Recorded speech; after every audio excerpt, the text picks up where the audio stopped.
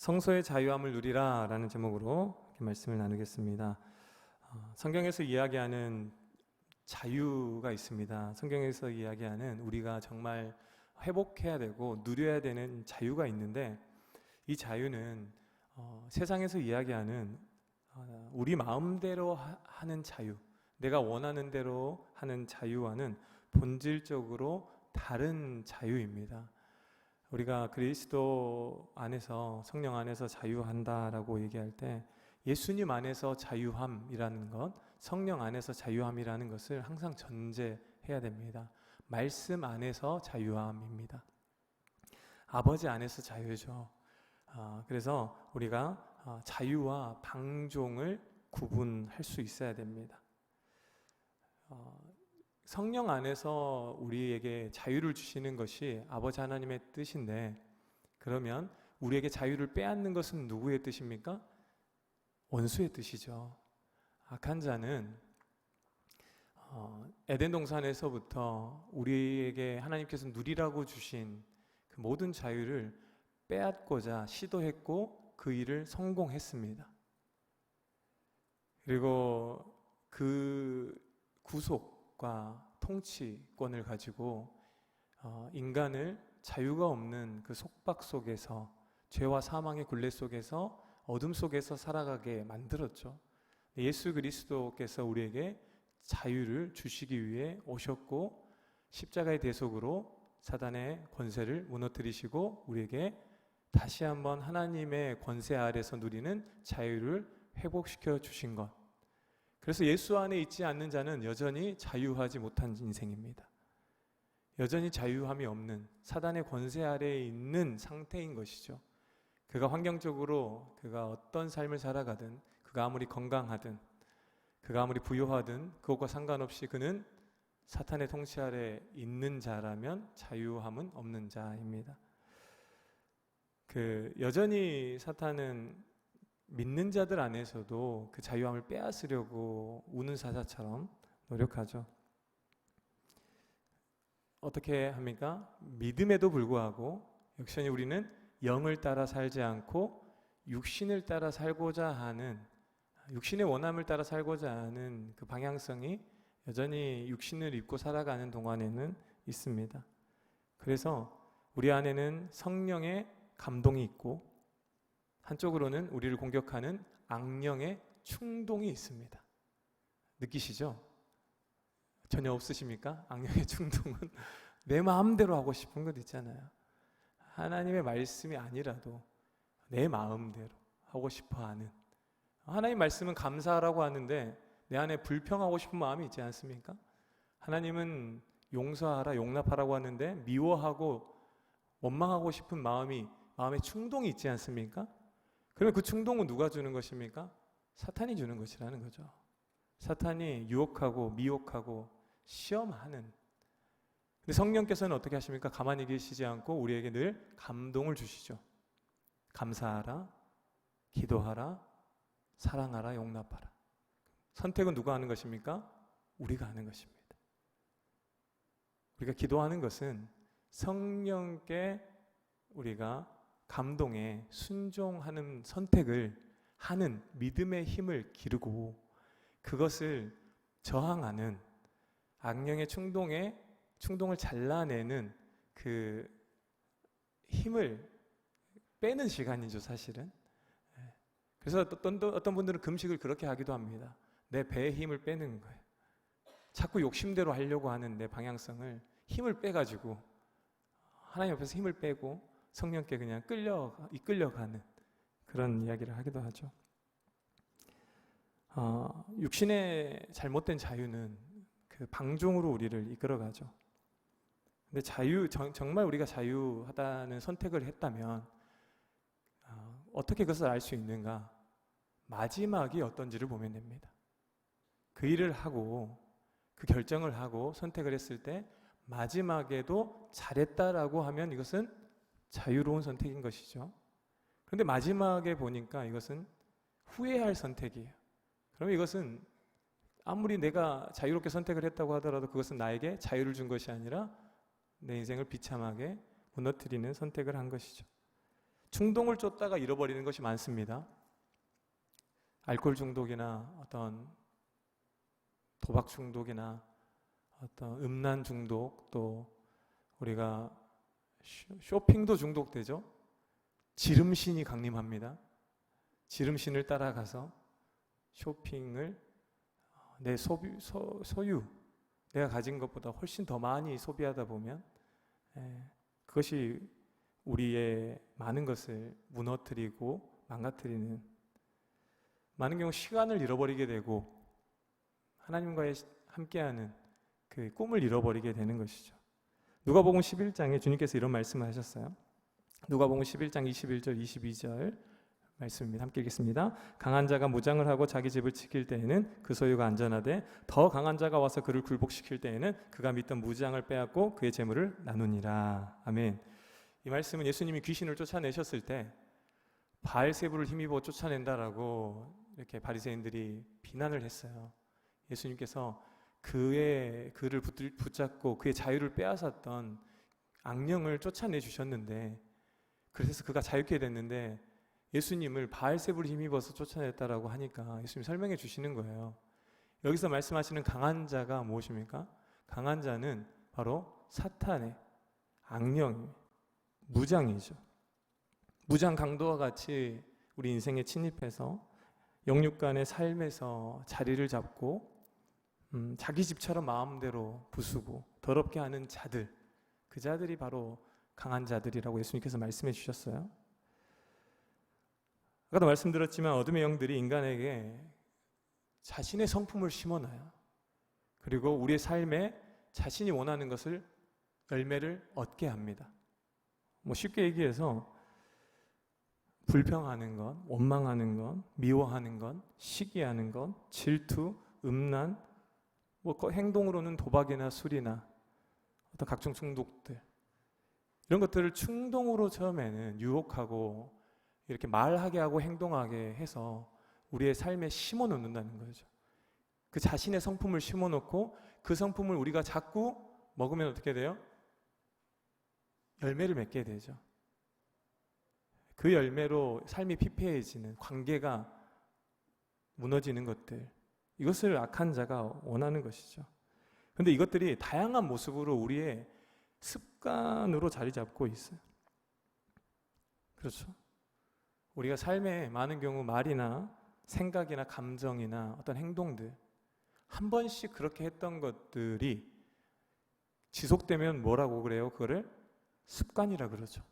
이미 습관이 되어버려서 이제 이 사람의 것이 되어버렸어요. 그럼 이 사람은 어떤 사람이냐면 그냥 불평이라는 것이 자꾸 충동에 올 때 이것을 거절하지 못하고 자꾸 감사로 잘라내야 되는데, 감사로 반대의 영으로 대적을 해야 되는데, 성령으로 대적을 해야 되는데 그 악령의 충동에 자꾸 불평을 계속하는 거예요. 그럼 어떻게 되냐면 불평의 열매가 맺혀요. 그럼 나는 어떤 사람이 돼요? 결국에 불평하는 사람이 돼요. 불평의 열매를 내가 먹는 것이죠. 미움, 그 사람 때문에 미운 것이 아니라 미움이라는 충동이 왔을 때 내가 미움을 거절하지 못하면 미움이 열매를 맺어버립니다. 여러분, 항상 우리는 선택할 수 있는 그 지점이 있어요. 결정은 우리가 하는 것입니다. 미움이 올 때 뭐도 같이 옵니까? 용서와 용납이라는 성령의 감동도 같이 오는 것을 여러분 경험하셨을 거예요. 그런데 우리는 무엇을 선택하는가에 따라서 어떤 열매가 맺히는지가 결정이 되는 것이죠. 자, 이런 우리에게, 자유함이 없는 우리에게 어떻게 자유를 주셨는가라고 예수님께서 말씀하실 때 누가복음 11장 21절 22절 보면은 이렇게 강한 자가 무장을 하고 자기 집인 것처럼 지키고 있어요. 그래서 우리를 자기 열매를 맺는 어떤 자기 터전으로, 밭으로 삼고 있을 때 예수님께서 뭐라고 말씀하세요? 더 강한 자가 와서 그를 굴복시킨다고 말씀하시죠. 여기서 더 강한 자는 누구를 가리킬까요? 성령 하나님을 가리킵니다. 우리의 마음에, 우리의 인생에 우리 스스로가 그 강한 자를 이길 수가 없는데, 그 강한 자를 몰아낼 수가 없는데 성령 하나님이 우리 가운데 오셔서 우리를 통치하실 때 그 강한 자가 쫓겨난대요. 이게 바로 예수님께서 쫓아내신 악령을 쫓아내신 사건이죠. 그런데 주의할 점은 무엇이냐면 성령님이 우리 안에 들어와서 악한 영들이 쫓겨나고 자유함을 입습니다. 이를테면 늘 불평하던 사람이 말씀을 듣다가 기도하다가 예배를 드리던 중에 이 불평하는 것이 옳지 않은 것을 깨닫고 하나님이 기뻐하시지 않는 하나님의 성품이 아닌 것을 깨닫고 감사하는 것으로 돌아섰어요. 그럼 자유해졌죠. 이제 불평으로부터는 자유해져서 감사하기로 결정을 했는데 무엇이 문제냐면 불평은 나갔는데 감사로 채우지 않으면 비어있는 상태가 되는 거예요. 성령의 충만함을 덧입지 않으면 비어있는 상태로 남아있다는 거죠. 그럼 비어있는 상태에서는 무슨 일이 일어나냐라고 하면 24절 26절에 보면 누가복음 11장 24절 26절 제가 읽어드리겠습니다. 더러운 귀신이 사람에서 나갔을 때 물 없는 곳으로 다니며 쉬기를 구하되 얻지 못하고 이에 이르되 내가 나온 내 집으로 돌아가리라 하고 가서 보니 그 집이 청소되고 수리되었거늘 이에 가서 저보다 더 악한 귀신 7을 데리고 들어가서 거하니 그 사람의 나중 형편이 전보다 더 심하게 되느니라. 여러분 이런 적 있지 않습니까? 불평이 한번 해결돼 불평으로 인한 열매가 쓰디 써서 하나님 앞에서 회개하고 해결 받았어요. 자유해졌어요.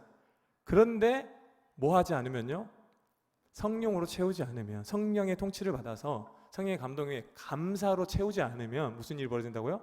더 강한 불평이 들어온다는 거예요. 더 독해지는 나를 보는 거예요. 하나님 앞에서 회개하고 회복됐는데 이 물길이 다시 더 성령적으로 가지 않으면 어느 순간 비어있다 보면, 방심하다 보면 불평할 일이 또 생겨요. 또 생겼을 때 이 방향이 안 잡혀 있으니까, 채워져 있지 않으니까, 대비가 안 돼 있으니까 그냥 비어있는 상태에서 또 불평을 또 먹는 거예요. 또 말하는 거예요. 또 열매를 맺는 거죠. 근데 그게 어떻다고요? 더 세다고요. 우리 죄가 반복되는 이유 중에 하나가 여기 있는 것 같습니다. 여러분, 끊임없는 영적 전쟁이 우리의 삶에 있다는 것을 기억하시길 바랍니다. 그래서 이상하게 여기지 않으셔야 돼요. 하나님 앞에서 결단하고 하나님과 가까워지려고 할 때 더 안 좋은 일이 생깁니다. 하나님 앞에서 결심한 것들을 할 수 없는 상황이 되어버린다든지. 그래서 우리가 은혜를 받는 것도 중요하지만 은혜 이후에 또 실족하게 되는 것도 주의해야 되는 것이죠. 은혜를 받았으면 진리로 가야 됩니다. 은혜에만 머무르면 안 돼요. 은혜는 거저 주시는 거잖아요. 회복시켜 주셨잖아요. 구원해 주셨잖아요. 그러면 이제 진리로 가는 것은 우리가 진리를 선택하고 나가야 되는 거예요. 이것도 하나님께 해주시라고요? 우리가 선택해야 됩니다. 우리가 결정하는 거예요. 자유의지를 가지고. 이것은 성령님께서 강제로 하실 수 있는 건 아니에요. 기도하라, 기뻐하라, 감사하라라고 말씀을 해주셨지, 거기에 대해서 자유의지로 순종하고 이것을 내가 걸어가는 것은, 내 것이 되게 하는 것은 나의 역할이에요. 그러니까 은혜 받았으니까 이제는 괜찮을 거야가 아니라 은혜 받아서 회복됐으니까 이제 다시는 죄를 짓지 말고 빛으로 가야죠. 내가 해야 되는 일이에요. 진리로 가는 것은 내가 해야 되는 것이에요. 그래서 진리가 내 삶에 세워지도록, 이제 다시는 거짓이 들어왔을 때 진리가 이길 수 있도록, 감사가 습관이 돼서 불평이 들어와도 이제는 비집고 들어올 틈이 없는 이기는 자가 되는 거죠. 우리의 신앙생활의 성패가 자꾸 어디서 넘어지는지, 왜 또 넘어지게 되는지, 왜 또 넘어지게 되는지. 왜요? 음란에 넘어진 사람이 왜 또 넘어질까요? 또 음란한 걸 보니까, 또 음란에 빠지니까 자꾸 그것에 관심을 갖고 있다 보면 또 넘어집니다. 도박에 한번 끊은 사람이 술을 중독 걸려가지고 알코올 중독 걸렸다가 한번 멈출 수 있어요. 어떻게 멈췄어요? 병원에도 가고 나름 진짜 양다님을 써서 멈췄어요. 멈추는 게 굉장히 힘든데 하나님의 은혜로 멈췄습니다. 멈췄는데 이게 어떻게 하면요, 술 한 잔만 마시면 그대로 통제가 안 되는 나락으로 바로 떨어진대요. 알코올 중독되신 분한테 들어봤는데 그냥 한 잔이면 끝난대요. 이분은 이게 약해져 있어서. 내가 약한 걸 알면 어떻게 해요? 가까이 안 해야 됩니다. 목숨을 걸고 그것에서 나를 차단시켜야 되는 거예요. 내가 어디에서 잘 넘어지는지, 무엇에서 내가 잘 무너지는지를 알면 스스로 경계할 줄도 알아야 되고 근력을 기를 줄도 알아야 되는 것이죠. 그래서 에베소서 5장 18절에 이렇게 말씀합니다. 에베소서 5장 18절 함께 읽겠습니다. 술 취하지 말라. 이는 방탕한 것이니 오직 성령으로 충만함을 받으라. 무슨 말씀입니까? 영적으로 비어있는 상태가 되면 안 된다는 거예요. 사탄은 우리를 유혹해요. 은혜 받았지, 회복됐지, 이제 자유해졌지, 괜찮아, 이제 아무것도 안 해도 돼. 성령님 뭐라고 말씀하세요? 성령의 충만함을 받으라고 말씀하세요. 성령이 나를 지배하시도록 성령께 내어드리는, 진리를 따라 사는, 성령을 구하는, 성령을 의지할, 영적으로 비어있으면 안 돼요. 날마다 말씀을 가까이 해야 되고 기도를 해야 됩니다. 어떤 상황에서도 우리의 몸과 마음은 생각, 감정이죠. 우리 몸으로 하는 모든 행실, 입으로 하는 말, 감정, 생각의 주인이 예수 그리스도가 되시도록 내가 그분의 주인됨을 계속 인정해 드려야 돼요. 그분이 주인 되시도록. 그래야 그분이 왕이 되셔야 그분이 나를 통치하시잖아요. 그분이 다스려야 뺏기지 않습니다. 그분의 통치를, 말씀의 통치를, 성령의 통치를 받는 상태가 되어야 사단이 아무리 틈을 노리려고 해도 이미 그분의 통치 가운데 있는 영역은 건드리지를 못해요. 오늘 내가 그분의 통치 안에 들어가 있지 않으면 어제 통치 받았어도 또 빈틈이에요. 날마다입니다.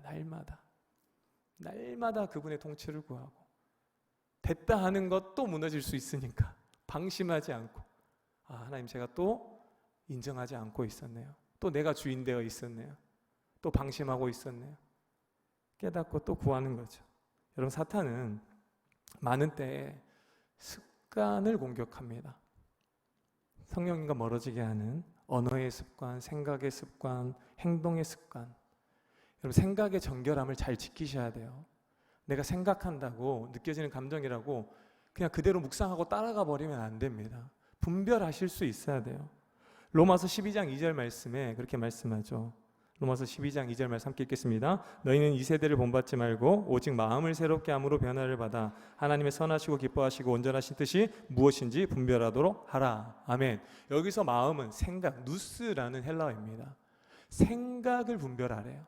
생각이 새로워져야 된대요. 왜요? 사단의 공격 루트가 생각과 감정이에요.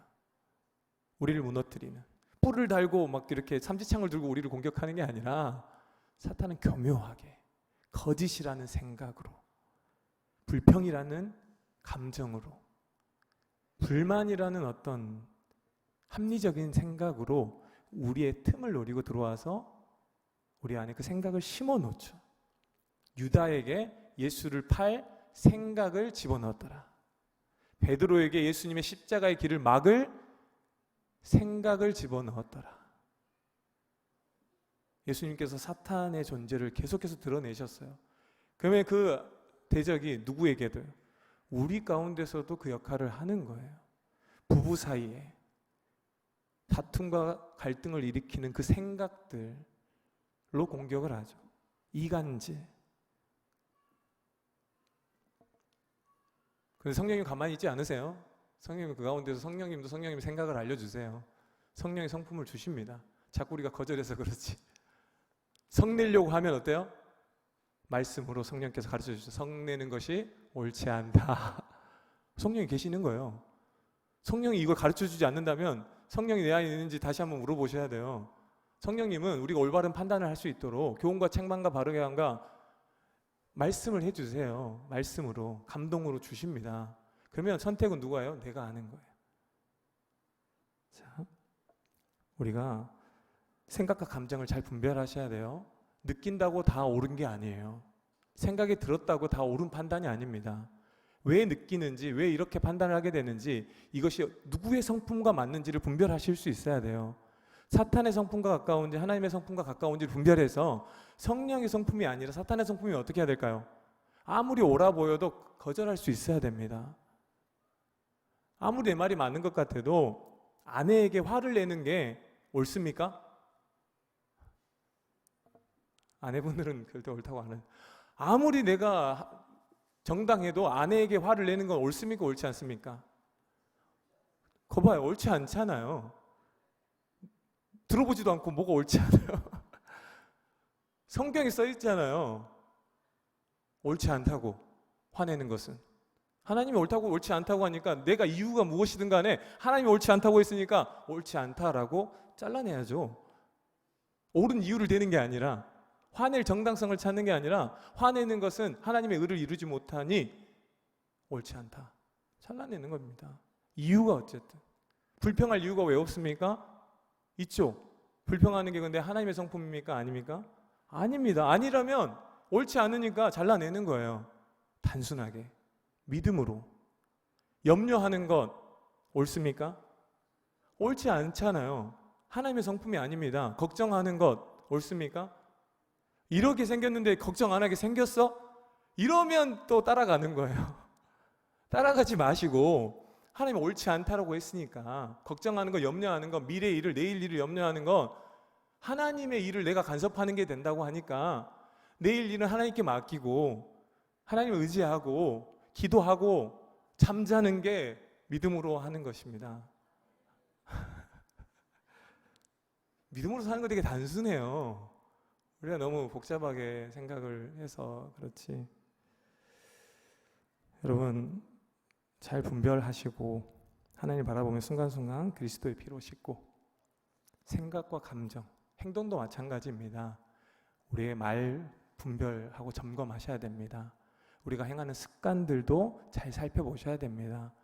그래서 진리로 향하고 있지 않은 우리의 말과 우리의 행동들도 점검하셔서 옳지 않으면 잘라내고 옳은 길로 자꾸 나아가는, 그래서 성령께서 우리의 삶을, 우리의 생각을, 우리의 감정을, 우리의 행동을 통치하시는, 그래서 성령 안에서 진정한 자유를 누리는 그런 저와 여러분 되기를 바랍니다.